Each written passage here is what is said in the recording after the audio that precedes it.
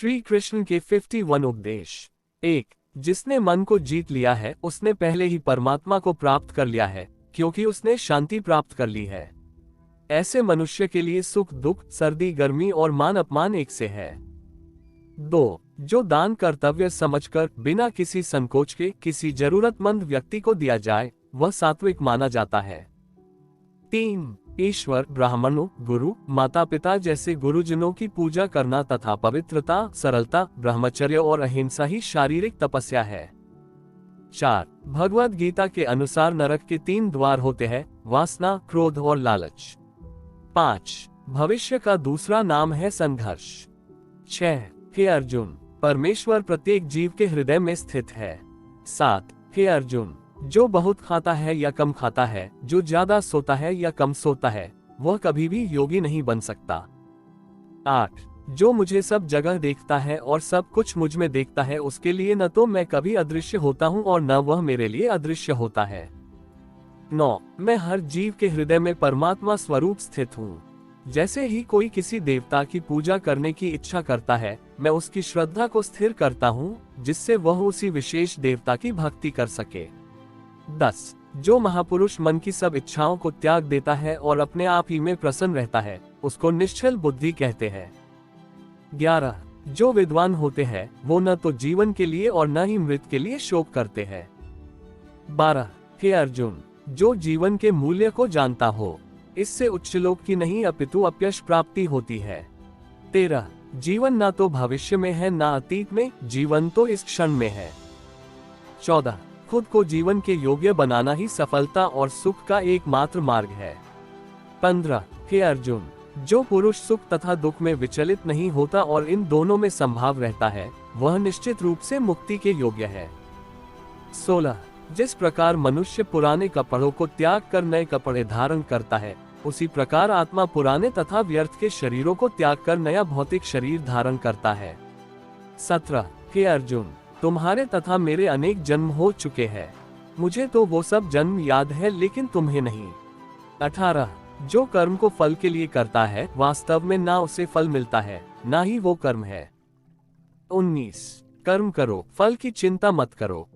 20। फल की लालसा छोड़कर कर्म करने वाला पुरुष ही अपने जीवन को सफल बनाता है।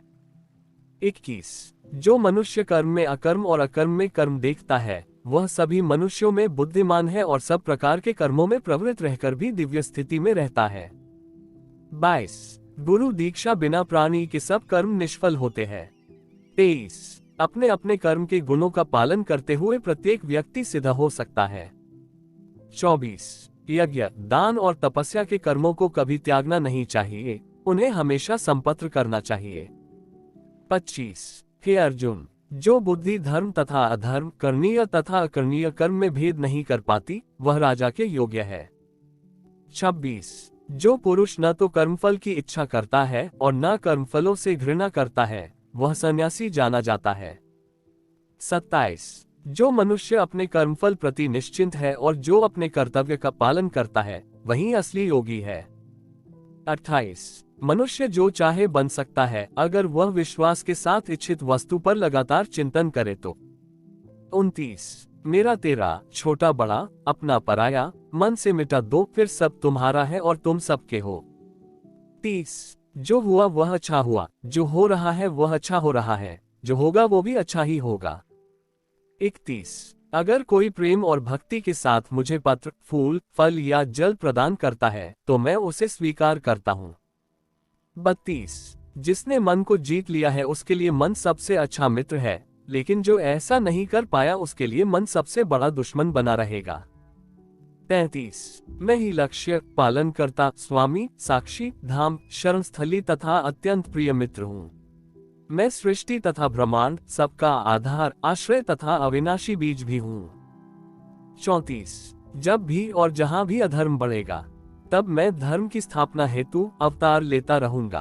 35। भक्तों का उद्धार करने, दुष्टों का विनाश करने तथा धर्म की फिर से स्थापना करने के लिए मैं हर युग में प्रकट होता हूँ। 36। जो लोग निरंतर भाव से मेरी पूजा करते हैं, उनकी जो आवश्यकताएं होती है उन्हें मैं पूरा करता हूँ और जो कुछ उनके पास है उसकी रक्षा करता हूँ। 37। हे अर्जुन, मैं वह काम हूँ जो धर्म के विरुद्ध नहीं है। 38। हे अर्जुन, जो मेरे आविर्भाव के सत्य को समझ लेता है, वह इस शरीर को छोड़ने पर इस भौतिक संसार में पुनर्जन्म नहीं लेता, अपितु मेरे धाम को प्राप्त होता है। 39। हे पार्थ, जिस भाव से सारे लोग मेरी शरण ग्रहण करते हैं, उसी के अनुरूप मैं उन्हें फल देता हूँ। 40। हे अर्जुन, धन और स्त्री सब नाश रूप है, मेरी भक्ति का नाश नहीं है।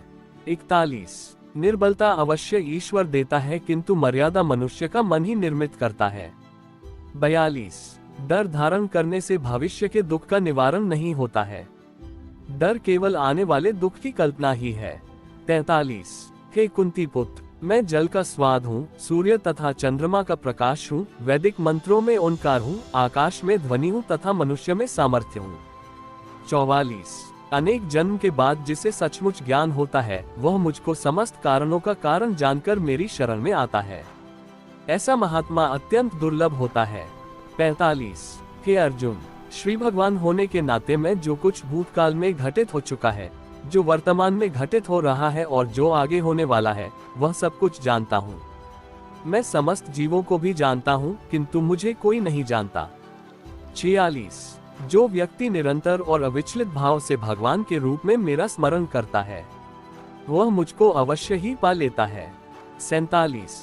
जो लोग हृदय को नियंत्रित नहीं करते हैं, उनके लिए वह शत्रु के समान काम करता है। 48। जो सब प्राणियों के दुख सुख को अपने दुख सुख के समान समझता है और सबको संभाव से देखता है, वही श्रेष्ठ योगी है। 49। हे अर्जुन, क्रोध से भ्रम पैदा होता है, भ्रम से बुद्धि व्यग्र होती है, जब बुद्धि व्यग्र होती है तब तर्क नष्ट हो जाता है, जब तर्क नष्ट होता है तब व्यक्ति का पतन हो जाता है। 50। प्रत्येक बुद्धिमान व्यक्ति को क्रोध और लोभ त्याग देना चाहिए, क्योंकि इससे आत्मा का पतन होता है। 51। जिसने जन्म लिया है उसकी मृत्यु निश्चित है और मृत्यु के पश्चात पुनर्जन्म भी निश्चित है। जो लोग भक्ति में श्रद्धा नहीं रखते, वे मुझे पा नहीं सकते, अतः वे इस दुनिया में जन्म मृत्यु के रास्ते पर वापस आते रहते हैं। हे अर्जुन, मैं ही गर्मी प्रदान करता हूँ और बारिश को लाता और रोकता हूँ। मैं अमर हूँ और साक्षात मृत्यु भी हूँ। आत्मा तथा पदार्थ दोनों मुझ ही में है।